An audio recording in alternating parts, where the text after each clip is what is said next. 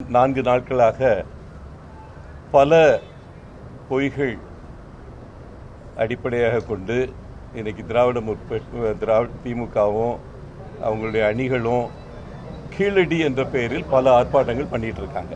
அதோடு நேற்று முன்னாள் முதல்வர் ஸ்டாலின் அவர்களுடைய அறிக்கையில் குறிப்பாக என்ன பேரை சொல்லி இது மாதிரி அவர் கீழடி நாகரிகத்தையே இந்திய நாகரிகம் பாரத நாகரிகம்னு சொன்னாரு அப்படின்னு ஒரு கருத்தை வெளிவிட்டிருக்கிறாங்க. ஏன்னா என்னை பொறுத்த வரைக்கும் நான் முதல்ல உங்கள்கிட்ட சொல்ல விரும்புறது, கீழடியில் அகழ்வாராய்ச்சி செய்த ஒரே இயக்கம் அனைத்து இந்திய அண்ணா திராவிட முன்னேற்றக் கழகம். அந்த கீழடியை வச்சு அரசியல் செய்யும் இயக்கம் திமுக. ஓகே, எந்த இடத்துலையும் ஒரு பைசா கீழடிக்கு செலவு செய்யாத ஆட்சி திமுக ஆட்சி.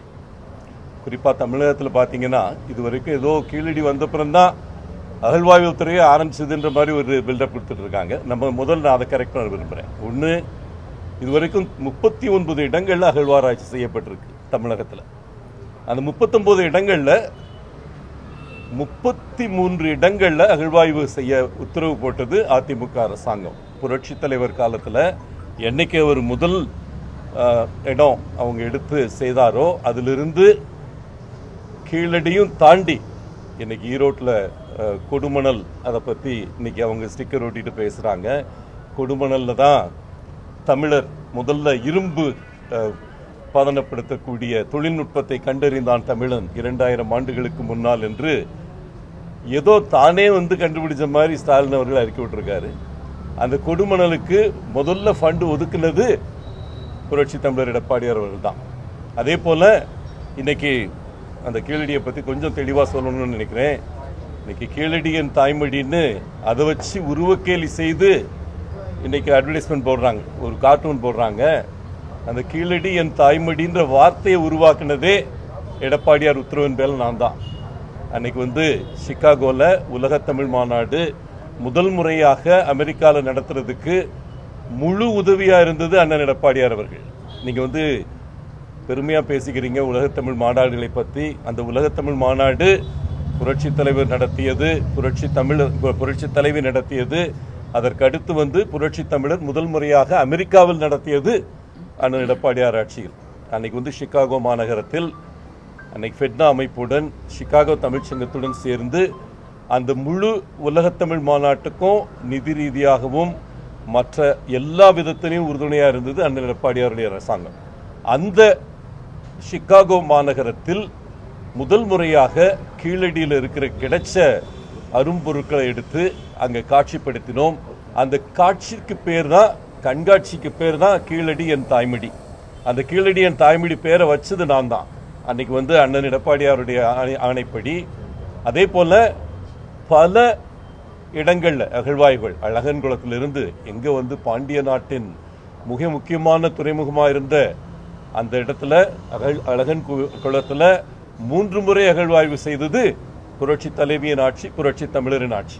இந்த மாதிரி இன்னைக்கு நடந்துகிட்டு இருக்கிற அகழ்வாய்வுகள் 8 அகழ்வாய்வுகள் நடந்துகிட்டு இருக்கு தமிழ்நாட்டில். இதுக்கெல்லாம் வித்திட்டது புரட்சி தமிழரின் ஆட்சியில் தான். 15 தொல்லியல் நிபுணர்கள் தேர்ந்தெடுக்கப்பட்டார்கள் தமிழக அரசாங்கத்துக்கு. இன்னைக்கு எந்த மாநிலத்திலையும் இந்த அளவுக்கு தொல்லியல் நிபுணர்கள், அதே போல நம்ம கார்டோகிராஃபர்னு சொல்லக்கூடிய அந்த கல்வெட்டை படியெடுக்கக்கூடிய நிபுணர்கள், இதெல்லாம் அதிகமாக இருக்கிறது தமிழ்நாடு தான். அதற்கு வித்திட்டது ஒரே ஜீவோல 15 தொல்லியல் நிபுணர்களை எடுத்து வைக்க ஆணை பிறப்பித்தது அண்ணன் எடப்பாடியார் அவர்கள். இன்னைக்கு கீழடின்னு பேசுறீங்களே, அந்த கீழடிக்கு அருங்காட்சியகம் உருவாக்கியது. முதல்ல 21 கோடி அலாட் பண்ணி அந்த இடத்துல அந்த அருங்காட்சியகத்தை திறந்து வச்சது. முதற்கட்ட பணிகள் நிறைவு பெற்று அந்த இடத்துல ரெவென்யூல பெரிய பிரச்சனை இருந்தது. அந்த விவசாயிகள் இடம் கொடுக்க மாட்டேனாங்க. அதெல்லாம் சமாதானப்படுத்தி அந்த இடத்துல இடத்தை எடுத்து 10,000 அரும்பொருட்களுக்கு மேல மத்திய அரசாங்கத்தின் கட்டுப்பாட்டில் இருந்த மைசூர்ல இருந்து மீட்டு கொண்டு வந்தது எடப்பாடியார் அவர்கள். இது எல்லாம் இது இல்லாம இன்னைக்கு ஏதோ வாய் புளித்ததோ மாங்காய் புளித்ததோன்ற மாதிரி இன்னைக்கு படம் போடுறீங்க. மோடி தான் என்னுடைய தாய்மொழி அப்படின்னு சொல்லி போடுறீங்க. கண்டிப்பாக இது எங்கள் சட்ட ரீதியாக அதை சந்திப்போம். அதுக்கு மேலே டிஆர்பி ராஜா அவர்களே, ஏதாவது கொஞ்சம் மனசாட்சி இருந்தா ஒரு பைசா கீழடிக்கு ஒதுக்காத திமுக அரசாங்கம் 2006 இருந்து 2011 வரைக்கும் கீழடியில் அகழ்வாய்வு செய்ய வேண்டும் என்ற எத்தனையோ கோரிக்கைகள் வந்த பொழுது அன்னைக்கு கலைஞர் தலைமையில் இருந்த திமுக ஆட்சி ஒரு பைசா ஒதுக்கல. அந்த 5 ஆண்டுகள் 2006 இருந்து 2011 வரைக்கும் இந்த இரு துறைகளுக்கும், அருங்காட்சியகம் மற்றும் தொல்லியல் துறைகளுக்கு திமுக அரசாங்கத்தால் ஒதுக்கப்பட்ட பணம் 5 ஆண்டுகள் சேர்த்து 9 கோடி. இதை மறுக்க முடியுமான்னு பாருங்க. அதே போல அண்ணன் எடப்பாடியார் ஆட்சியில் அந்த 4 ஆண்டுகள்ல இந்த தொல்லியல் துறை, அருங்காட்சியகம் துறைக்கு சராசரியாக 105 கோடி ஒரு வருடத்திற்கு ஒதுக்கியவர் எடப்பாடியார் அவர்கள். அதே போல ஆசிய வளர்ச்சி வங்கியிலிருந்து 26 கோடி எடுத்து இங்க இருக்கிற ஆலம்பரை போர்ட்ல இருந்து கன்னியாகுமரியில் இருக்கிற கோட்டைகள் வரைக்கும் சீர்படுத்தியது அண்ணன் எடப்பாடியாரின் ஆட்சி. இந்த மாதிரி தொல்லியல் துறை, அருங்காட்சி, இந்த இருக்கிற எக்மோர் மியூசியத்துக்கு தேசிய மியூசியம், நேஷனல் மியூசியம் அங்கீகாரம் பெற்று மத்திய அரசாங்கத்தால் 100 கோடி செலவு செய்ய வைத்தது எடப்பாடியார் ஆட்சி. உங்க ஆட்சியில ஏதாவது செஞ்சிருக்கீங்களா அந்த 2006, 2011? செய்திகளை உடனுக்குடனும் துல்லியமாகவும் தெரிந்து கொள்ள சப்ஸ்கிரைப் பண்ணுங்க.